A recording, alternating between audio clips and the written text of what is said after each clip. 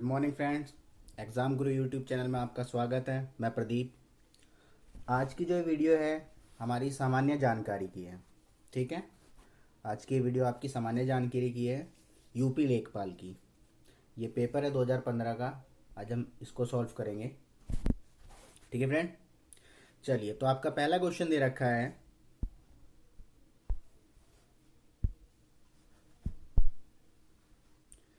देखिए, केंद्र सरकार के विकास व्यय में शामिल नहीं, इनमें से आपको दे रखा है ये आपको एक सेकेंड आपको दे रखा है केंद्र सरकार के विकास व्यय में शामिल नहीं है। इसमें से कौन सी ऐसी ऑप्शन है जो केंद्र सरकार के विकास व्यय में शामिल नहीं होता है। ठीक है, आपको चार ऑप्शन दे रखे हैं। सामाजिक एवं सामुदायिक सेवाओं पर व्यय, राज्यों के लिए अनुदान, रक्षा व्यय, आर्थिक सेवाओं पर व्यय। तो इसका जो आपका आंसर हो जाएगा वो आपका आंसर हो जाएगा आंसर सी, रक्षाओं पर व्यय। देखिए, रक्षा पर किया गया व्यय जो होता है आपका, वो आपका विकास व्यय में शामिल नहीं होता है। क्यों? क्योंकि जो सरकार होती है दो प्रकार के योजनाओं बनाती है। एक होती है आपकी योजनाओं व्यय और एक होती है गैर योजनागत व्यय। ठीक है, जो प्लानिंग करके एक्सपेंसेस किए जाते हैं, खर्चे किए जाते हैं, वो आपके योजनागत व्यय के अंतर्गत आते हैं। ठीक है, और जैसे किसी चीज़ का निर्माण करना, कंस्ट्रक्शन करवाना, ये सब चीज़ें। और जिनके अंदर किसी प्रकार का कोई प्लानिंग नहीं करी जाती वो आपके होते हैं गैर योजनागत व्यय। जैसे कि आपका इसके अंदर क्या आता है, रक्षा पर किया गया व्यय, आपका सब्सिडी, आपका पेंशन जो दी जाती है, भुगतान किया जाता है, तो ये आपका उसके अंतर्गत आ जाएगा। ओके फ्रेंड, तो इसका आपका आंसर हो गया आंसर सी, रक्षा पर किया गया व्यय। चलिए, नेक्स्ट क्वेश्चन है। अगला क्वेश्चन आपका दे रखा है,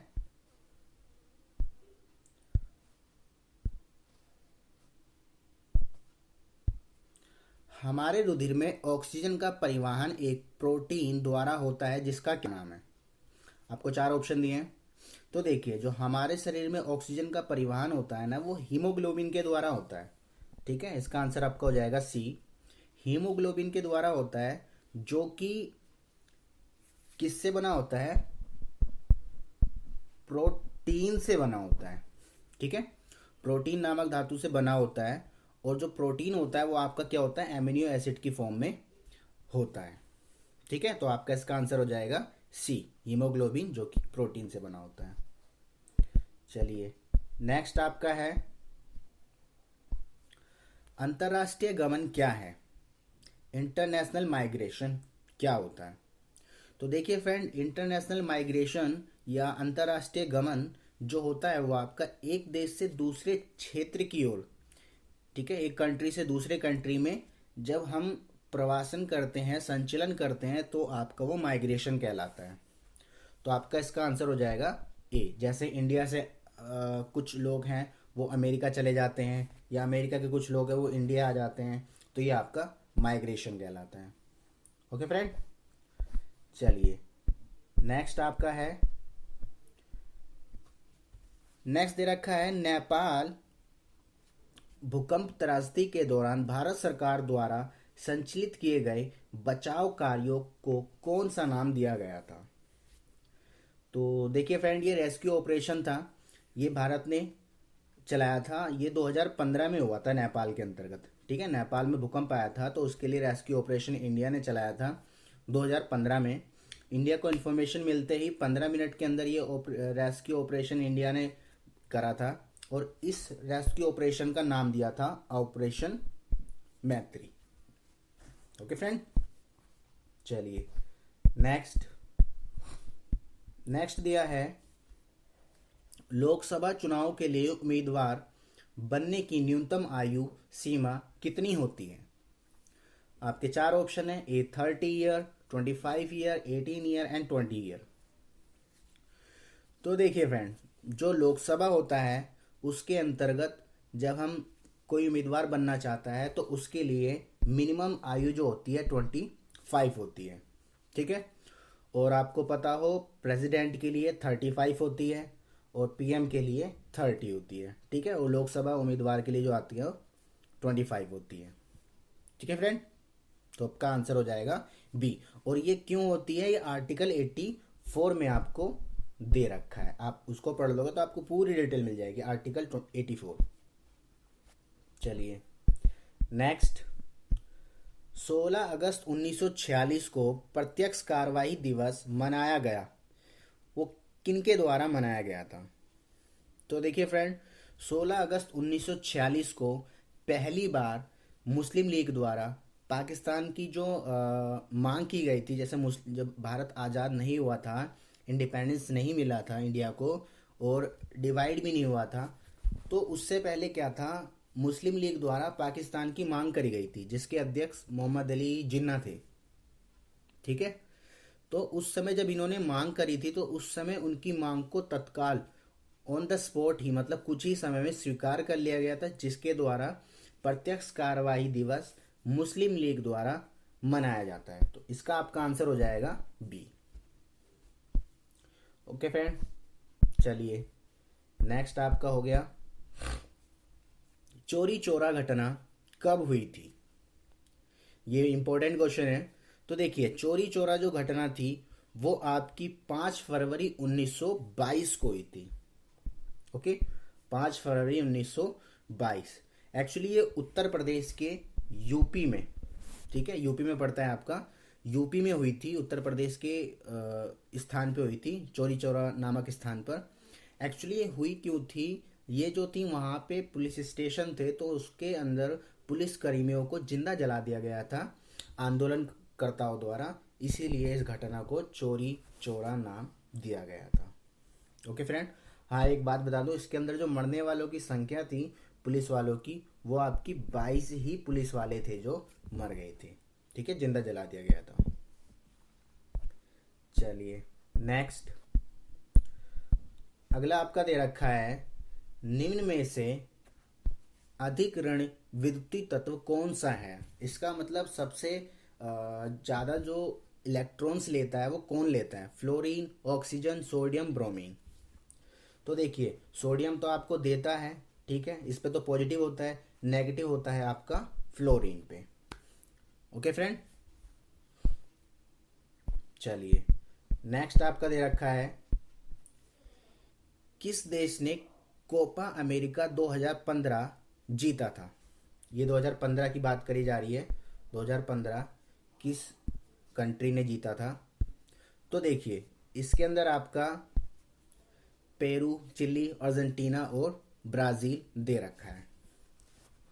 तो देखिए, कोपा अमेरिका 2015 का जो अधिवेशन था ना, वो 11 जून से लेकर के 4 जुलाई 2015 तक चला था, ठीक है। और इसको जीतने वाली जो कंट्री थी वो आपकी चिली थी, ठीक है फ्रेंड। चलिए नेक्स्ट, अगला आपका दे रखा है, निम्नलिखित में कौन सा कैबिनेट स्तर का होता है? देखिए, कैबिनेट स्तर की बात करते हैं तो हम सीधे पहुंच जाते हैं आपका लोकसभा में, ठीक है। लोकसभा में जैसे आपको पता हो, कैबिनेट मिनिस्टर्स होते हैं, जिनके अध्यक्ष हमारे नरेंद्र मोदी जी हैं, प्रधानमंत्री होते हैं। तो फ्रेंड, उसमें विपक्ष का नेता जो कैबिनेट मिनिस्टर होते हैं ना, उनके सेम राइट उनको जो मिलते हैं उसके बारे में बताना है। तो देखिए, जो आपका विपक्ष का नेता होता है ना, उसको सेम अधिकार प्राप्त होते हैं कैबिनेट स्तर के, सेम, ठीक है। वो जैसे कैबिनेट मंत्री को जो भी पावर दी जाती है या जो भी राइट होते हैं लोकसभा में, उसी प्रकार से इनको भी दिए जाते हैं, ठीक है फ्रेंड। चलिए नेक्स्ट, अगला आपका दे रखा है, प्रायद्वीप भारत का दक्षिण छोर कन्याकुमारी स्थित है।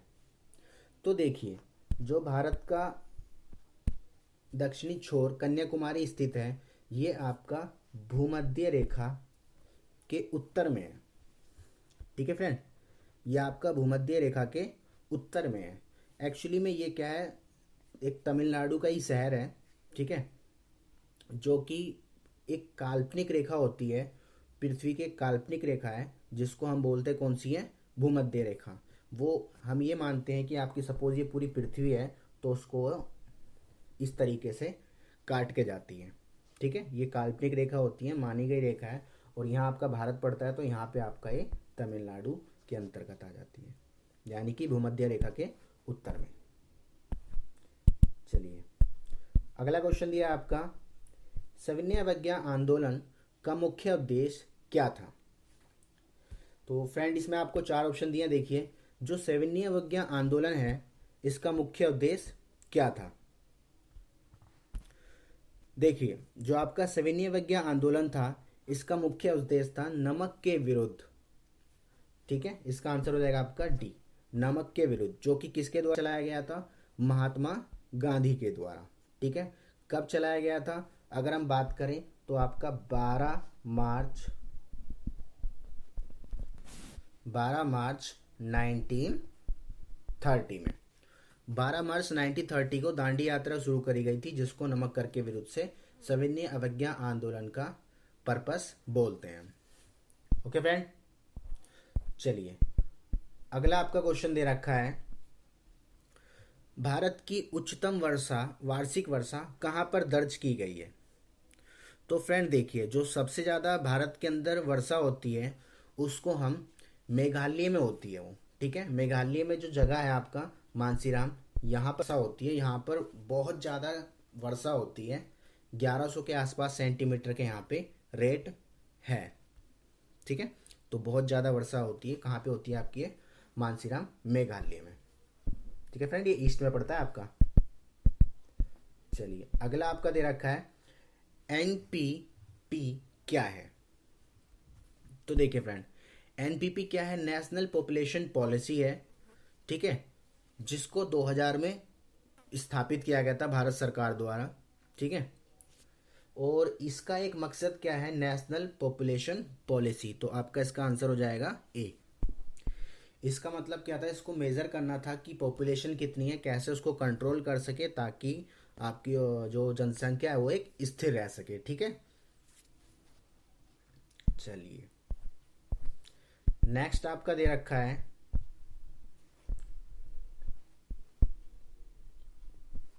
वह कौन सा स्थान है जहां मुगल सम्राट बहादुर शाह जफर की मृत्यु हुई थी? तो देखिए, जैसे कि आपको पता होगा, जब हम इसकी बात करते हैं तो बहादुर शाह जफर जो था वो एक अंतिम शासक था। कौन सा? मुगल सल्तनत का। अगर हम इसी से बात कर लेते हैं तो हमें ये भी पता हो जाना चाहिए कि जो प्रारंभिक शासक था वो कौन था?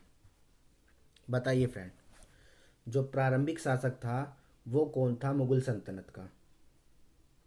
तो देखिए, जो प्रारंभिक शासक था मुगल सल्तनत का उसका नाम था बाबर। आपने पढ़ा होगा, सबसे पहले बाबर आया था 1526 में। ठीक है, तो उसका आंसर हो जाएगा इसका क्या था? खैर, वह कौन सा स्थान था? अंतिम मुगल सम्राट बहादुर शाह जफर जो है वो आपका कहाँ रहता? रंगून में। ठीक है, जो कि हम म्यांमार कंट्री के अंतर्गत आता है। युंगुर भी पढ़ लेते हैं इसको। चलिए फ्रेंड, अगला है आपका, आच्छादन अनावरण पर किसी पदार्थ का वायु से नमी का अवशोषण करने के गुण को क्या कहते हैं? तो देखिए फ्रेंड, जो आपका किसी भी पदार्थ का वायु से नमी को अवशोषण करने का गुण होता है वो आपका कहलाता है प्रस्थपेदन। ठीक है, प्रस्वेदन इसका मतलब क्या होता है? इसका मतलब होता है जो भी पदार्थ होता है ना वो वायु में से नमी को एब्जॉर्व कर लेता है, सोख लेता है। ठीक है फ्रेंड, चलिए अगला है, दाल किसका अच्छा स्रोत होता है? आपको बताना है, दाल के अंदर प्रचुर मात्रा में, सबसे अच्छी मात्रा में क्या पाया जाता है? तो फ्रेंड, जो दाल होती है आपने सुना होगा, दाल को सबसे ज़्यादा प्रोटीन युक्त माना जाता है। ठीक है, सबसे ज़्यादा प्रोटीन जो होती है वो दाल में ही होती है। चलिए, मूंग की दाल स्पेशली बोला जाता है कि उसके अंदर सबसे ज़्यादा प्रोटीन होता है। चलिए फ्रेंड, अगला क्वेश्चन है, निम्नलिखित में से किसको संविधान की आत्मा के रूप में माना जाता है? तो फ्रेंड, इसमें से जो देखिए, संविधान की जो आत्मा है इसको दो भागों में कह सकते हैं हम। कैसे? कि जो प्रस्तावना है ना उसको संविधान की आत्मा के रूप में माना जाता है, परंतु जिन्होंने संविधान बनाया था, जैसे कि आपको पता होगा संविधान लिखने का जो फुल राइट दिया जाता है वो किसको है, डॉक्टर भीमराव अंबेडकर को। ठीक है फ्रेंड। और आपको पता हो तो डॉक्टर भीमराव अंबेडकर जो थे वो प्रारूप समिति के अध्यक्ष भी थे। और पूरा संविधान बनने में 2 साल 2 ईयर 11 मंथ और 2 साल 11 महीने 18 दिन लगे थे। ठीक है फ्रेंड। अब ये जो है अगर उनके अकॉर्डिंग मानते हैं तो संवैधानिक उपचार को बोलते थे कि संविधान की आत्मा है, परंतु इसमें आंसर लिखना है आपको प्रस्तावना। ये हमारे संविधान के अकॉर्डिंग है। चलिए आगे है शतपथ ब्राह्मण और तृतीय ब्राह्मण डैश के ब्राह्मण मूल पाठ हैं। ठीक है, एक ग्रंथ है, तो आपको पता होगा ये वेद हैं। जो ये शतपथ ब्राह्मण और तृतीय ब्राह्मण जो है ये आपके कौन से वेद के हैं, यजुर्वेद के हैं। ठीक है। और अगर मैं पूछूं आपसे इसमें सबसे पुराना वेद कौन सा होता है तो सबसे पुराना वेद आपका ऋग्वेद कहलाता है। ठीक है। और फ्रेंड इसमें क्वेश्चन ये भी बन जाता है कि जो आपका ऋग्वेद है सबसे पुराना वेद है और इसी में से आपका गायत्री मंत्र लिया गया है। ठीक है। चलिए अगला आपका दिया है, देखिए ढालू सड़क पर पत्थर लुढ़काना ऊर्ध्व ऊपर की ओर उठाने से अधिक आसान होता है क्यों। तो देखिए फ्रेंड इसमें आपको बताना है जो पत्थर होता है जब हम नीचे कोई स्लाइडिंग टाइप की होती है वहां पर अगर ले जाते हैं तो आसान होता है, जबकि हम उसको अपोजिट डायरेक्शन से नीचे से अपर की तरफ ऊपर करते हुए ले जाते हैं तो थोड़ा टफ होता है। इसका रीज़न क्या होता है, तो इसका रीज़न ये होता है कि फ्रेंड देखिए जो पत्थर का ढुलाव होता है ना, लुकाने की क्रिया, उस कार्य को उठाने की क्रिया की अपेक्षा कम होती है। तो आपका आंसर हो जाएगा इसका ए। Okay friend. चलिए अगला क्वेश्चन है आपका और ये हमारा आज का लास्ट क्वेश्चन है। निम्नलिखित में कौन सी समिति ने मूल कर्तव्य को संविधान में सम्मिलित करने का सुझाव दिया था। जो आपने सुने होंगे मूल कर्तव्य जो है हमारे 42वें संशोधन के अंतर्गत, उसके अंतर्गत जो ऐड करने का सिस्टम दिया गया था मूल कर्तव्यों को सम्मिलित करने का, वो किस समिति ने दिया था। तो फ्रेंड इसमें आपको 4 ऑप्शन दिए हैं। ठीक है, मैं आपको इसमें हिंट दे देता हूँ कि मल्होत्रा समिति नहीं थी।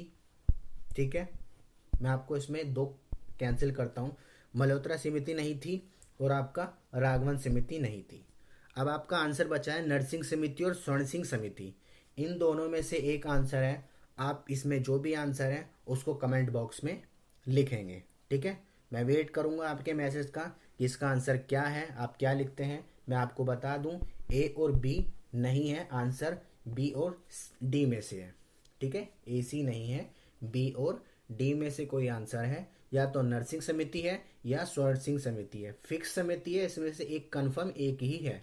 ठीक है, ये मैं आपको होमवर्क दे रहा हूँ, आप इसका पता करके फिर आप कमेंट बॉक्स में इसका आंसर लिखेंगे, क्योंकि ये क्वेश्चन आपको होमवर्क में भी मिलना चाहिए। चलिए फ्रेंड, ये आपकी लेखपाल यूपी लेखपाल की 5200 भर्तियाँ आने वाली हैं, उसके ही मैंने आपको क्वेश्चन दिए थे। ठीक है फ्रेंड, ये आपका सामान्य ज्ञान था। और आगे हम फिर अपलोड करेंगे वीडियो ग्रामीण विकास की, उसके बाद फिर मैथ की, उसके बाद फिर हिंदी की। ठीक है, 4 पार्ट में मैं डिवाइड करूंगा। ये 21 क्वेश्चन है टोटल, 25 क्वेश्चन आते हैं वैसे तो। 4 क्वेश्चन मैंने जो थे करंट अफेयर के थे वो मैंने काट दिए क्योंकि 2015 का पेपर था फ्रेंड। ठीक है, तो उस समय के मैंने काट दिए हैं और उसको आप 19 के अकॉर्डिंग 20 के अकॉर्डिंग अपडेट कर लेना। चलिए फ्रेंड, अगर आपको वीडियो पसंद आई हो तो लाइक करें, सब्सक्राइब करें और शेयर करें। थैंक्स।